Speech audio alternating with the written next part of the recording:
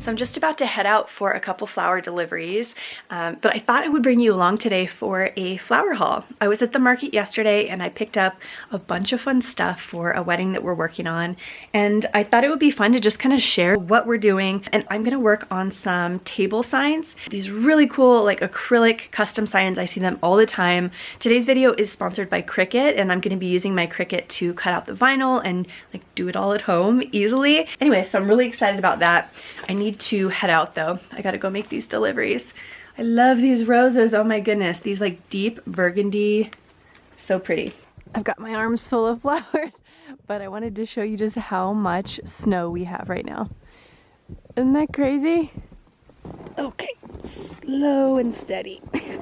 I'm back. Deliveries went super well. I wanted to show you some of the flowers that I have up here that I've already processed. We're gonna do the bulk of the processing later, but I just wanted to show you these because, you know, they're gorgeous. First, anemones. These guys, when they open up, are just absolutely stunning. Here's a one from last week. See how big and fluffy and beautiful. They are what I have. I've got one back here that's already made up, but that's the table compote arrangement. So we're gonna bash those out. So I've got anemones. I also have some white tweedia. Love this for the bridal. I got hellebores this week. I also have some gorgeous, gorgeous garden spray roses. They are so pretty. I really want to grow more roses here. Got some allium, such a dainty little like airy flower. Sweet peas, of course. I love to grow these, love to use them. I also got some new, these are called ascot. I'm not sure how to pronounce it, but such a fun, almost like blueberry burgundy color rose. Got some hydrangea, white hydrangea, and last but not least, definitely not least, this is a Queen Protea. She's barely open yet, but it's the craziest thing. It's like a almost velvety soft, but prickly, not like too pokey or anything like that. Really, really excited about this one. Okay, so I'm at the computer and I'm gonna go ahead and open Cricut Design Space. I'm gonna open a new canvas. This is all you need to be able to tell your Cricut machine what to cut. So I've got my computer, I've got where I'm gonna put my design, got the Cricut, and I'm also gonna need some vinyl. I'm using smart vinyl today, and I'm gonna use the permanent because smart vinyl is just the easiest thing ever. Like, it's their best material they've ever made because you don't even need a mat. Like, you literally just cut the amount of vinyl that you need, put it into the machine, and it does its thing. You don't even have to like lay it out on something and put in a mat. It's even easier than before. So we're gonna use smart vinyl, and I'm doing the permanent because once I've made one, like it's gonna stay this sign. I'm not gonna try to take it off. And this one's gonna be super easy because we are just doing tables. I know I want this to be about 1.5 inches tall, so I'm just gonna drag it to size. And then I also wanna have a number, so let's just do number 1, see what kind of fonts are available. Ooh, that one's kinda cute. Okay, boyfriend jeans it is. Once you change the font, you might have to adjust a little bit, but that's perfect. So I'm gonna go ahead and click Make It, and you wanna make sure that you click Smart Materials if you're using the Smart Vinyl. I would highly recommend it. Honestly, you don't need a mat or anything like that. Okay, so that looks great to me. Continue, make sure you've got your machine connected, which mine is. It's nice because you can do it either by Bluetooth or actual plug-in. Permanent vinyl. And I only need about 6 inches. So I have my, my smart vinyl is actually in this roll holder, which is so convenient because it's got like the sliding cutter thing. It's just like built in, so 6 inches, perfect. Okay, load her up. And then I've got the flashing light on top here so I can tell it's measured it, everything is good to go, and we just press.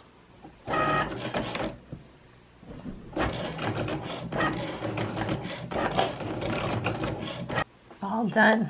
It's so fast. It's hard to see on the white, but it's all cut. I'm gonna go ahead and lay this down and we'll weed it out. So I've got my little weeder tool. I just pull up on the corner. This stuff is so easy to weed. Take those centers out of the letters. Beautiful. Now I've got a couple little pieces I cut of transfer tape, and I'm just gonna lift up the corner here Peel that off. And it's got these perfect lines. So this makes it so much easier to apply this to your design and to really like get it on straight. So I'm just gonna pick up the word for now.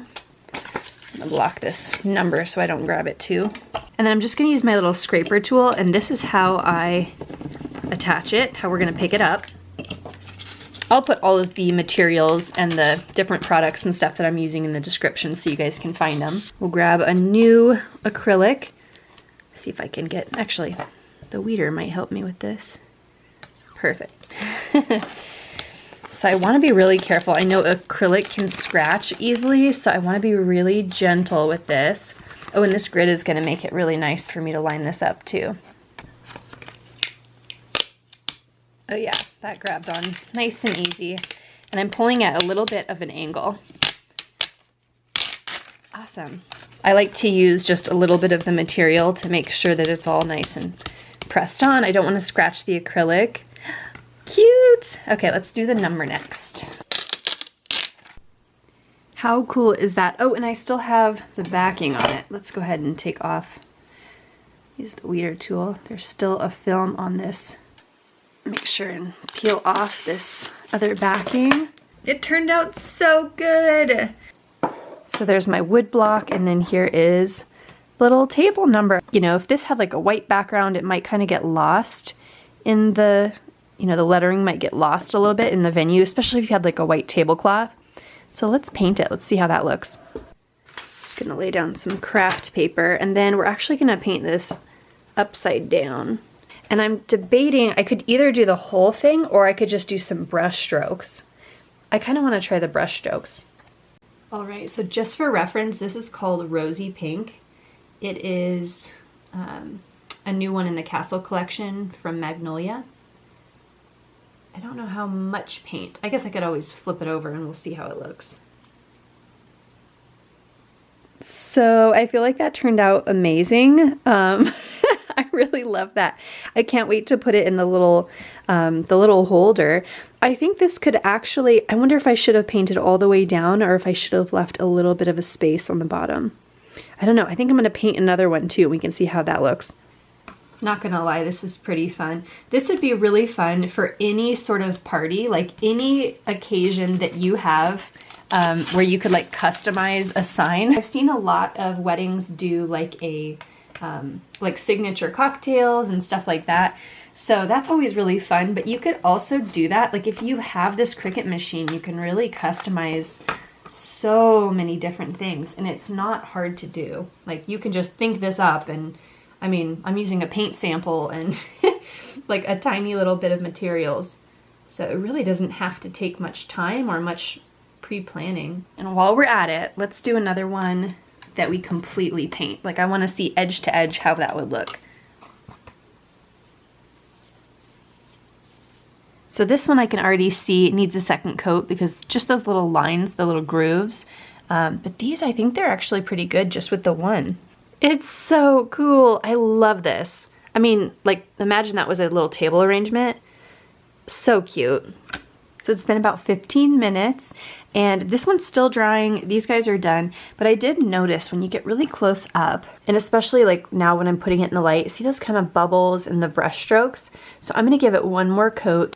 I think that'll be a good idea. That way if they're, you know, like put in the sun or something, it's not gonna be a problem and they won't be see-through. So one more coat of paint, and then I'm gonna go ahead and make a couple more number signs. So we'll have table 2, table 3, and so on. Okay, so here's what they look like after the second coat. It totally fixed that. They're nice and opaque. And then here is the one that's nice and solid. I think you could maybe do a third coat on this one, but honestly, I think it looks great. I almost feel like this one's a little bit more formal than like the brushstroke one, but like maybe if you were gonna do more of a formal font and wanted it a little bit more elegant, then you would go with the fully brushed or the fully painted.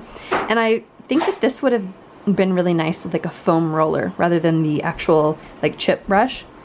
But my favorite, and what I'm gonna do for this orange kind of boho wedding, I wanna make these in like a burnt orange. I think that would be really cute. So I'm gonna make a full set of them in the orange in this font. I think it's gonna turn out good. I still have to get the paint on that, but what a cool DIY. I can't believe how well that worked out. So I'm gonna go ahead, I just set a timer because I need to make sure that I leave on time to get the kids from school. We're gonna go ahead and prep as many flowers as I can. I'm gonna talk you guys through like some of the roses that I picked out, what I'm doing with them. Yeah, also I got in a car accident, so maybe I'll talk about that, like a little life update. First off though, these are called stock matriarcha. Everybody kind of has a different way, I've noticed, of pronouncing different flowers. But these guys, I've grown them. I grew them last year, a few different colors. It's like such a sweet, like amazing, like light, heavenly scent. I don't know how to describe it. Oh, my hair is driving me crazy today. It's one of those days.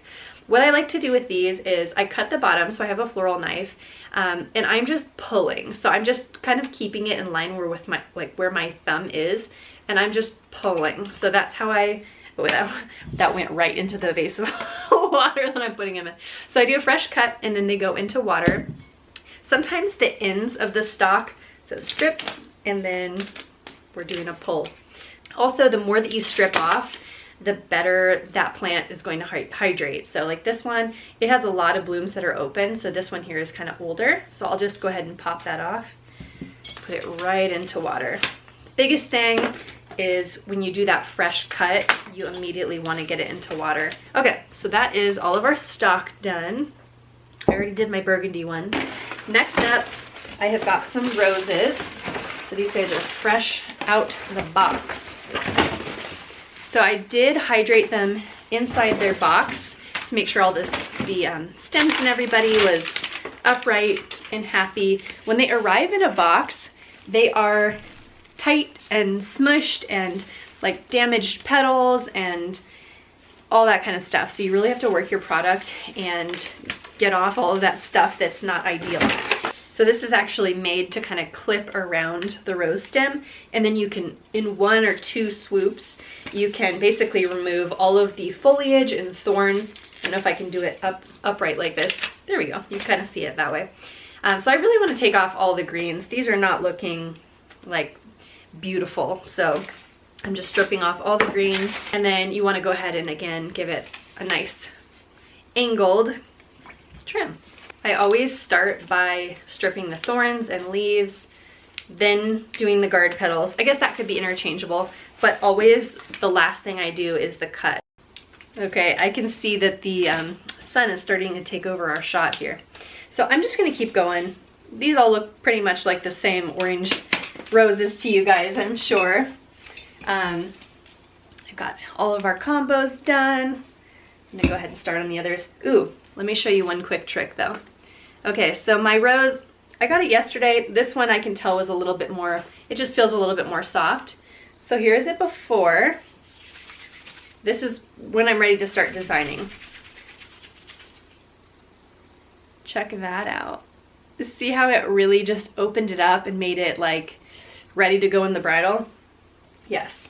So we go from a bit more tight and closed and small to a little bit more, you know, more surface area.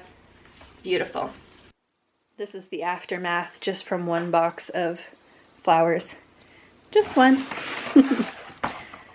All right, so I got all the orange roses done and I got my white roses ready, and I realized I should probably start filming again. I want to go ahead and get my Tweety prepped, because if I'm gonna do that bridal, then I definitely need to do that pretty quick here. Okay, so I wanted to fill you guys in. I got in a car accident. Let's see, I think it's been about 6 weeks now. And basically what happened is I was driving. I had been sick the week before, and I was driving and I was on the ice, and we got into a skid going downhill around a corner, and we slid into a plow truck. And I say we because the kids were with me, my boys.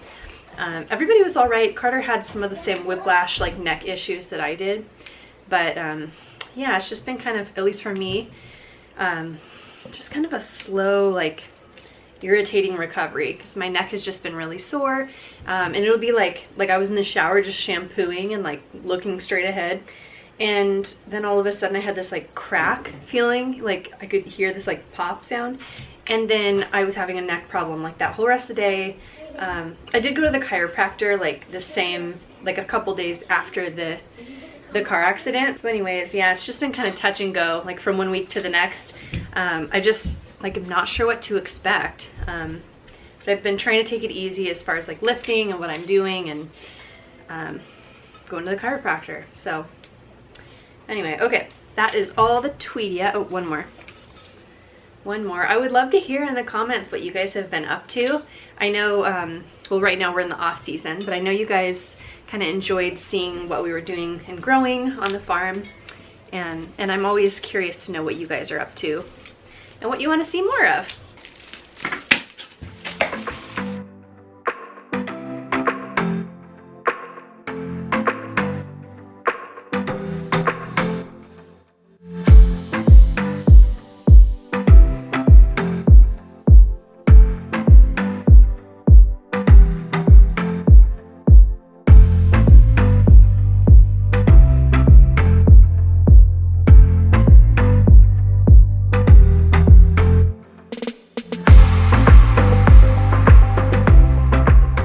Guys, so the sun is a little better now. I'm gonna just get started on the bridal bouquet.